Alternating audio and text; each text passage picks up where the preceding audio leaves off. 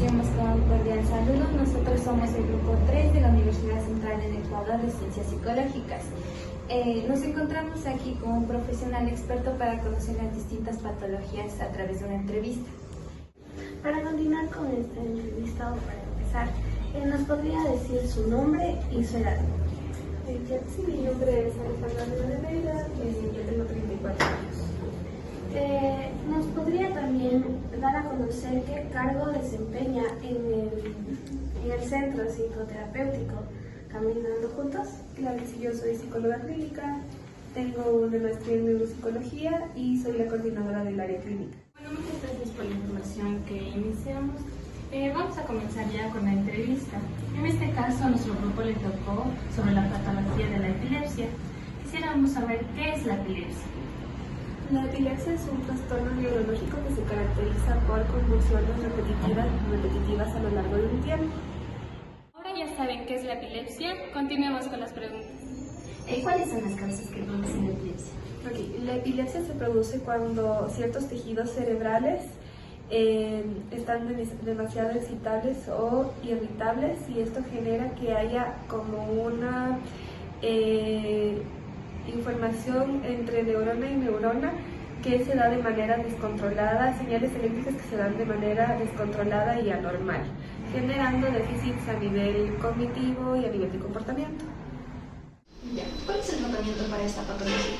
El tratamiento para la epilepsia consiste en la medicación, que suelen ser los antiepilépticos, cambios en el estilo de vida, y en ocasiones cuando se trata de un sangrado, por ejemplo, del cerebro, de tumores o de anomalías en los vasos cerebrales, puede darse una operación. ¿Tomaron en cuenta el tratamiento de la epilepsia? Listo. ¿Cómo interviene el psicólogo ante un caso de epilepsia? La intervención del psicólogo en un caso de epilepsia se da a nivel emocional para trabajar en lo que es la parte emocional del paciente, en posibles casos de depresión o de ansiedad que devengan de esta patología.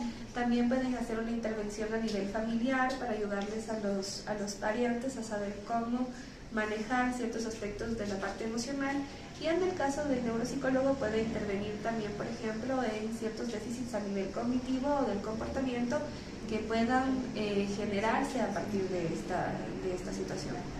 Con las preguntas, tenía una duda. ¿Nos podría contar cuál ha sido el caso que ha trabajado usted en cuanto con la epilepsia?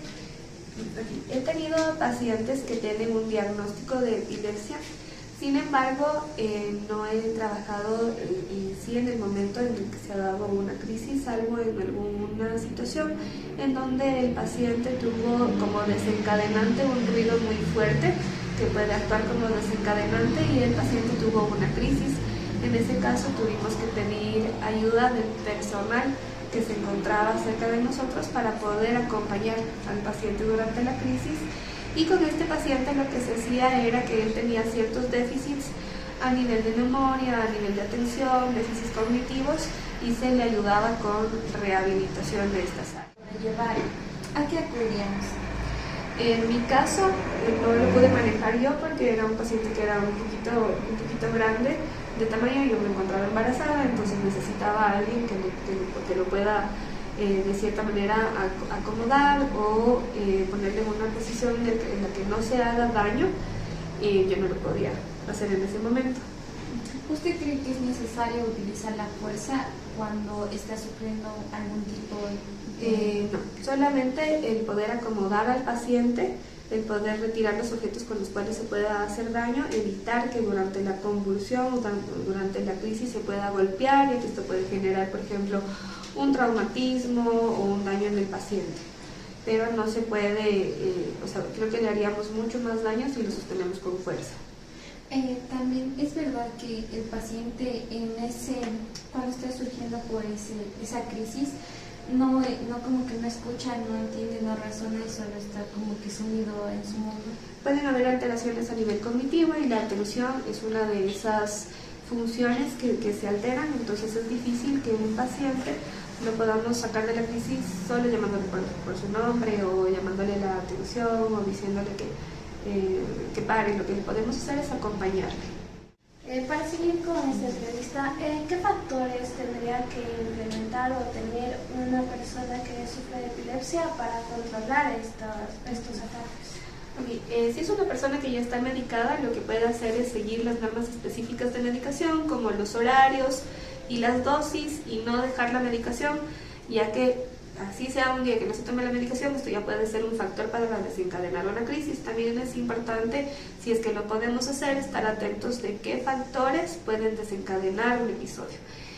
Por ejemplo, si es que es luces centellantes o sonidos muy fuertes, o causas de estrés súper grandes, por ejemplo el estrés, la ansiedad, que es lo que suele manejar en el área de psicología.